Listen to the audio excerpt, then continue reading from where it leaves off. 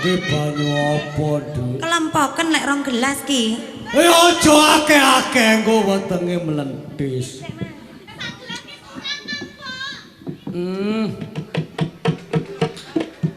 Dah. Oh. Nek Mas. Nek. Jang bayi. Nek Mas. Nek. Loh. Lah kok meh semaput? Dek, Dalem. setruke meh kumat. Heeh. Mula saka kuwi kudu diombeni engko ndak ayanen.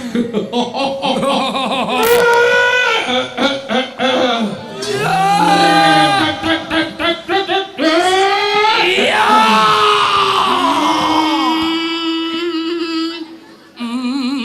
Mbok.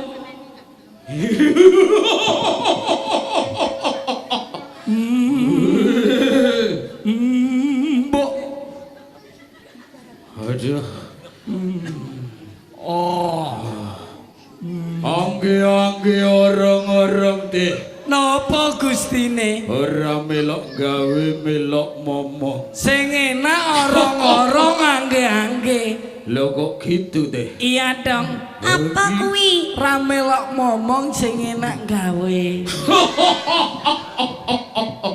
Apa yang ngono? Katangku Suryo ati. Kula dangu Kang Mas. Dalem. Suarane piye teh? Suaraku kaya apa? Suarane kadang panjenengan nek dirungokne niku teng sirah bagaikan air arak. Kok iso kaya air arak? Yang bikin mumet kepala. Oh, tiung tiung tiung tiung. Dudu kuwi deh. Lah napa? Suarane atiku teh bagaikan petir. Wow, menggelegar. Medan cangombak. Sebelum teka petir, menerjang air ombak yang membiut-biut. Ada angin sepoi-sepoi yang datang menghantam ke kiwo, ke nengen, ke mengarep, ke memburi, ke menduwer, ke menjungking. Memuel-muel kayak antut. Lah kok mburiane gak penak lah kok kaya entut. Dan juga menghantam semua yang ada di dunia ini. Termasuk semua gumbalan yang katut. Sampai-sampai menceklek-ceklek wet kelopo. Menghantam raiku, waduh. Moncrot, Gusti. Dalem Kang Mas. Apa isine wong Dawa Kang Mas. ora ditimbali kok dawuh. Lah pripun? Kok tak timbali meneh. Saking tresnane. Dalem Kang Mas. Dawa Kang Mas. Dorong. Pe kok kuwenyi to? Tak antem watu. Mas, aku arepe diantem watu. Bali oh. Ya kowe ya bali kowe. Tak cecek kowe. Tak aperkat. Tak tugang. Tak culek. Tak perkul. Tak perkosa kowe. Mama. Perkosa. Kadange ra duwe. Ndak gregetne. Anu dene lah. Wis aku mlengak kepenake. Katangku. Inggih Kang Mas.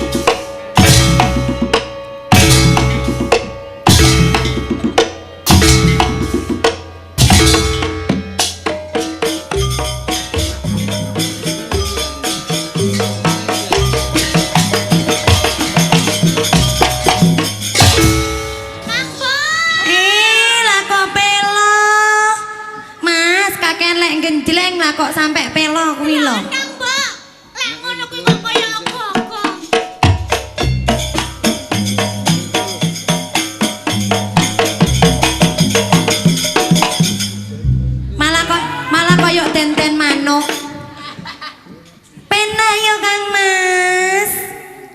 HP nak apa? Ambiyen kumat dok. Alah benceng ditumbasne obat.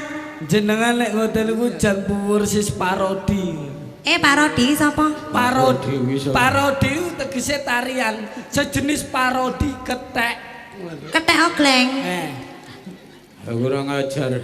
Iki ngono ratumu lah kok mbok kethek-kethek nih lho. Nggih ampun. Mbok rek kena aku ki ratune kethek oh nggih.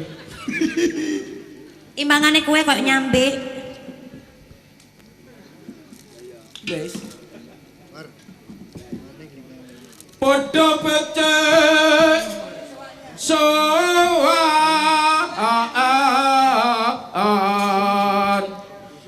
nira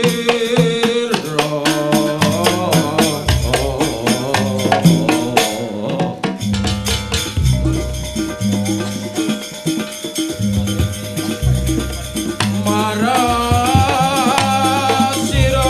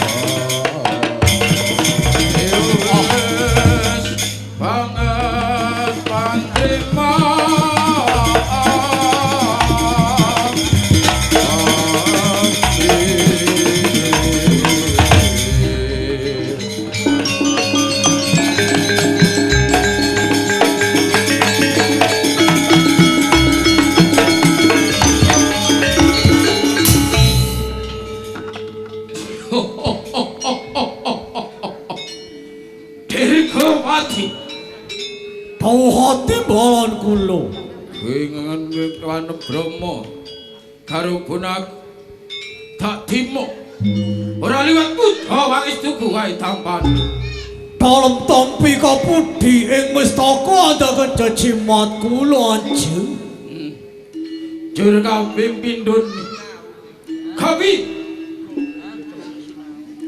gonmu ngul mentah borong prajurit Sadaya mangantuk pangestu panjenengan. Anggen dalem kajib bawajib. Pemimpin para prajurit. Kang sami nindakaken olah kridane perang. Sadaya sami wasis trampil trengginas. Detail anjing. Menawi wonten paramuga saking Patmonco Negari kang badhe graya-raya utawi ngrintih kawibawan bantaran panjenengan kula aturi lenggah ingkang prayogi sedentep kadhateng Kadang Sentana Praja kemawon. Bagus jalaran sing kaya ngene sing tak jaluk mengko yen ana pakewuh ana ing Bantarangin kowe sing ngadepi deh sampun kuatos dikepenake te Oh Gusti dawuh. dirga kala nampi dawuh dalem Kanjeng. Kapi Anggen kula nguluwentah sedaya para prajurit ya nyatanipun sedaya sami pratitis anggenipun nindakaken wajib ugi sedaya tansah boten wonten ingkang kekirangan sandang ugi terdan Kanjeng. bagus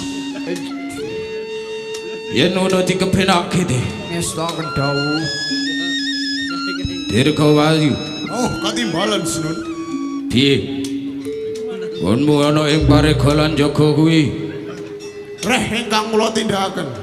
Sedaya samekta ing gati, siaga ing diri Sinun. Nabing kapiye nggonmu mimpin para muda ana ing bandarangin Gusti sesembahan kula lho kanane para muda para kaneman para magangan enggal engkang dados bawahan kula wentah lho ngantos trampil trenggingas boten ingkang ujuan panjenengan sawanci-wanci panjenengan badhe betahaken sedaya para prajurit menika sampun diwani oh Gusti aku iki laporan apa malah ngedeni ngono kula niki saking senenge saking bingahe ngarsa wonten ngadhapipun saking semangat itu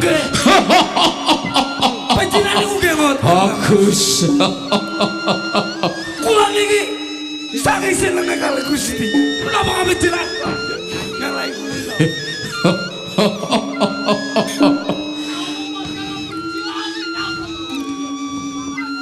yen ngono dikepenake te wis tak jalaran ora mung kowe sing ngadhepane ngarsaku lah kadang-kadang ugi nderek ana ing Pasewakan Agung kene langgeng menika to ingkang dadosaken bingahipun marang kula bungamu kena ngopo biswananipun boten dipun kepaki para prajurit kemawon kadang panjenengan para putri-putri gangsal cacahe lho sing ayu-ayu denok debleng gandes luwes ayune tiba sedeng kadange sapa kadang panjenengan kadange Surya Wahu nyanduk ayo jali nduk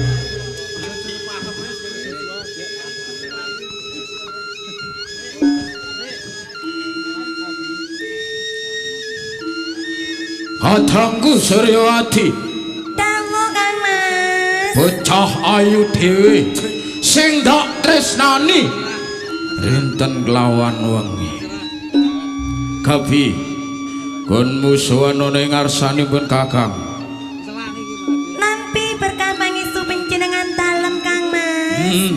Anggen kula nderek sowan.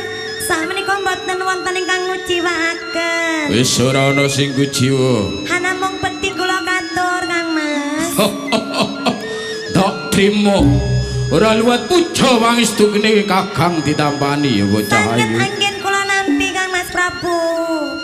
njur ngenani kewajibanmu piye Ngenani kewajibanipun kula menika nonton niti rerakiting dadaranipun panjenengan kalian gentos busananipun panjenengan sedaya sampun rampung Kang Mas. Klambine sampean sing abang dek ngiti gawe wis tak umbah lho Kang Mas. wis mbok umbah Sampun. yen to mengko Kakang urip mundhut daharan Sampun rampung sampun samapta. pinter tenan teh kadangku teh dikepenake nduk Mangestakaken dawuh. Surya Wulan Dalem Kang Mas. beda teh kadangku sing siji ki rada beda lah lain rupa lain Mbok suara kira aku rasa stroberi terus Kang mbokku rasa kates ngono Kok kates iki piye? Kang Mas. Kates kuwi disinggak ceblok Aku mau lek blober. rasa kates Kang Mas. Lho kok mau piye tenduk? Kates iki lek mateng mesti disenggek ceblok kayak blobor aku. Lah. Lho kuwi malah sing vitamine akeh. Sing disenengi wong ya kuwi. Mlobore kuwi, Nduk. Lek aku rasa kates sampean rasa cengkuk. Apa iya? Cengkuk iki lek terus dikom ulino. Piye Kang Mbok? Ben ra gatel. Pegaweanmu piye, Nduk? Kula nggih sampun rampung kok Kang Mas. Sing wis mari kuwi apa sing mbok tindakke, Genduk? Mimpin sekatahe para putri Kang Mas sedaya menika sami nderek nangke. Boten wonten ingkang godhangaken panjenengan. Ora ana sing godhangke kadang-kadangmu. Boten wonten. Pinter, ayu tenan kowe. Kadangipun Kakang Surya Bahu. Penak ki ya, Nduk. Mangestakaken dawuh. Surya Klapa ya. Kula dawuh Kang Mas. Piye, Nduk?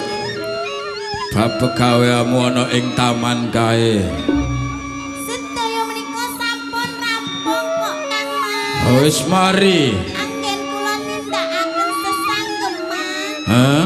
Tata gelare kaindahan Kang. Keindahaning taman. Sedaya menika boten njiwakake panjenengan. Sewaktu-waktu pun Kang Mas ana ing taman jero ra ngijiwani keindahane. Boten kucing. Pinter kowe, dikepenak Nduk. Klono iki klono senyum. Nggih kula Kang Mas. Ayo tak dulu teh. Ha kok nyelot piye ngene teh kadangku siji kuwi. Sajake kok beda to. Semringah. Aku lagi bahagia. Aku mau tekamu kok rada randat kuwi ana apa? Kula nindakaken sesanggeman lho Kang Mas. Oh ngenggake pagarean. Inggih. Pagarean apa sing mbok tindakke, Nduk? Sinau Kang Mas ben pinter lak sekolah. Kuwi tenan. Inggih Kang. Ngono kuwi yo nggawa buku, Nduk, nak sekolah. Boten. Anjir nggawa apa? Go pacul. Loh. Ha kok njono nggawa pacul kuwi? Ha kanggo apa kuwi? Ya digawe macul ndase gurune. Lo. Ha kok ngono teh? Ha iki apa ulang-ulangamu sing kaya ngono kuwi? Anjir sapa? Kang Mas, sing lepat ki yo sampean jenenge Kok jenenge lepet? belajar ki mesti yo nggawa buku. Lah kok dadak ditekoni iki lho. Oh ngono kuwi. Lek sekolah niku nggih mesti beto buku. Oh buku ya. Nggih. Dikepenake. Mangestakaken dawuh. Suryadian. Inggih kula Kang Mas. Piye? Nggonmu ngudi kaweruh kenani bab Sendratari. Sakmenika sampun wasis Kang Mas. Wis pinter Inggih. ngenani bab Wilaswarawi. Sakmenika sampun pinter. Kuwi tenan. Inggih Kang Mas. Ayo engko tak kon nyanyi ning ngarep, tak suguhke para tamu, engko njur malah ngujiwani. Boten Kang Mas. Senajan ora ragil teh. Padheng dhek teh. Oh. Ya ngono, kowe sing sregep ngudi kawruh karo kambokmu.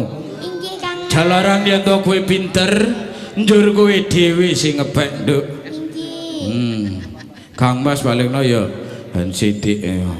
Siki apane yang Ya lah mbok bagei. Bali marang tiga dirga Pati. Kowe ngerti? Jroning tak kumpulne ana ing Pasiwakan Agung kene. Babar pindah boten mangertosi aji. Wonten daruna menapa panjenengan kersa ngepalaken para adang Sentana Praja menika? Ngenani bab adikku teh kapribadene kadangku. Kamangka kadang panjenengan menika kathah kang pundi menika? Suryawati teh njer kaya apa dulu. Pasuryane iki kaya ngopo? Ji Baji menawi kelawasa menika benten kali padatan kang sampun kelapan Manji. Bedane teh Samenika pasrahipun Rade Suntrun menika. Nggih cobi to jenengan Purba. ya kuwi sing dadi ganjelaning atiku ya kuwi